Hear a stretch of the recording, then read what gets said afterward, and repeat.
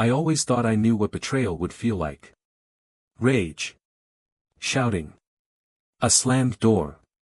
But when I found out my wife was seeing another man, I felt silence. Not because I didn't care, but because I realized something was already missing long before him. She came home one night glowing. Alive in a way I hadn't seen in years. And I asked her, "Are you happy?" She said, "I feel wanted again." That word hit harder than any confession. I could have fought. I could have demanded. Instead, I listened. And what almost broke our marriage ended up revealing the truth about love. This is the story of how my wife cheated. And why I didn't stop her. I always thought I knew what betrayal would feel like. Rage. Shouting. A slammed door. That sharp, burning humiliation in your chest that makes you want to break something just to match the noise inside you. But when I found out my wife was seeing another man, what I felt wasn't rage. It was silence. The kind of silence that presses against your ears and forces you to finally listen to thoughts you've been avoiding for years. I'm 43. We've been together 21 years. More than half my life. We met when we were still becoming who we are. We built a house, raised kids, survived layoffs, funerals, sleepless nights, financial stress, aging parents. We survived everything you're supposed to survive. What we almost didn't survive was comfort. Because comfort slowly turned into distance. And distance is quiet. It doesn't explode. It doesn't warn you. It just replaces the way she used to look at you across the room. It didn't start with her cheating. It started with her fading. Not physically. She's still beautiful. Maybe even more than before, in a deeper way. But emotionally, something in her went dim. We had a routine. Work. Groceries. Dinner. Netflix. Sleep. Repeat. Weekends filled with errands and obligations. We were efficient. Responsible. Functional. A good team. But somewhere in that efficiency, desire became optional. Passion became nostalgic. We stopped touching casually. Stopped flirting. Compliments became rare. Eye contact shorter. I remember one night watching her fold laundry in the bedroom.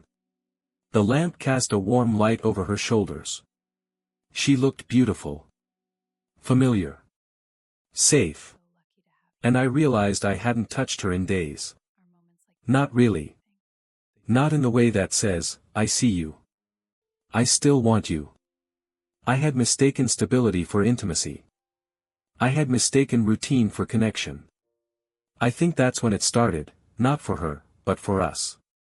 The first time I suspected something, it wasn't because of a hidden message or secretive behavior. It was her energy. She came home later than usual. Her hair slightly messy, like she had run her fingers through it too many times. Her cheeks flushed. But it wasn't guilt I saw. It was aliveness. A spark. The kind of subtle electricity that used to appear when we were younger and couldn't wait to get home to each other. Her voice had more color. Her laugh was lighter. She hummed while making tea. And something inside me knew before I had proof. I could have checked her phone. I could have demanded answers. Instead, I surprised myself. I asked, "Are you happy?" She froze. Really froze. Like no one had asked her that in years. Then she sat down across from me at the kitchen table. The same table where we've paid bills and helped our kids with homework. And she said quietly, "I feel wanted again." Not loved. Wanted. And that word hit me harder than any confession could. Because I realized I hadn't made her feel wanted in a long time. I loved her. Of course I did. But love had become quiet, practical, responsible. It had lost its heat. Part of me wanted to claim my territory. To remind her she was my wife. To say, this isn't how marriage works. But another part of me saw something undeniable. She wasn't trying to destroy us. She was trying to feel alive. She told me it started with conversations. Long ones. About books. About memories. About the version of herself she felt she had abandoned. He listened without interrupting. The way I used to when we were younger, and everything about her fascinated me. And I had to face something uncomfortable. She didn't go looking for another man. She went looking for the part of herself she had put on hold for years. The nights after that conversation were complicated. I won't pretend I wasn't scared. There were nights I lay awake staring at the ceiling, imagining her laughing with him. Imagining her comparing us. Imagining losing her. The fear wasn't just about him. It was about realizing I had become predictable. Safe. Easy to take for granted. But there were also moments I saw something unexpected. She started touching me more. Sitting closer on the couch. Asking about my day with real interest. It was confusing. How could another man make her more connected to me? But he did. Because she wasn't coming home distant or cold. She was coming home more awake. And that awakening didn't exclude me. It included me, if I was willing to step into it. One night I asked her directly, "Do you love him?" She looked at me with softness, not defensiveness. "No," she said. "I love how I feel when I'm seen." That answer stripped away my assumptions. It wasn't about replacing me. It wasn't about choosing someone better. It was about remembering that she is more than a wife, more than a mother, more than a role. There were still hard moments. Nights when she said she was meeting him and I nodded calmly, then sat in the living room feeling a wave of insecurity crash through me. I questioned my masculinity. My attractiveness. My relevance.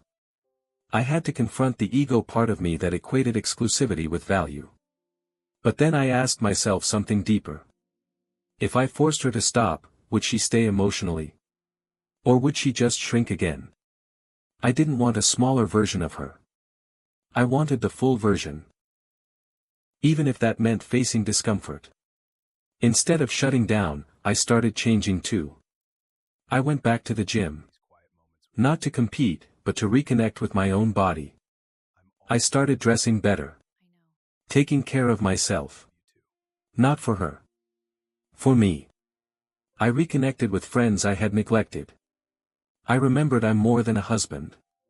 And when I showed up differently, she responded differently. About a year later, her connection with him faded naturally. No drama. No betrayal of betrayal. It simply lost intensity. She told me one evening, "I don't need it anymore." And I believed her. Not because I monitored her. But because I could see it in her energy. She wasn't searching anymore. What people won't understand is this: I don't see that chapter as humiliation. I see it as revelation. It forced us to confront the truth we had avoided, that love needs attention, not just loyalty. It needs risk, not just rules. Today, when she looks at me, there's awareness in her eyes. She knows she could leave. She knows she has options. And she stays. That choice feels stronger than vows spoken in a church 2 decades ago. I used to think strength meant control. Now I think strength means staying present when it would be easier to dominate or withdraw. What almost broke us made us honest. And honesty, I've learned, is more intimate than exclusivity.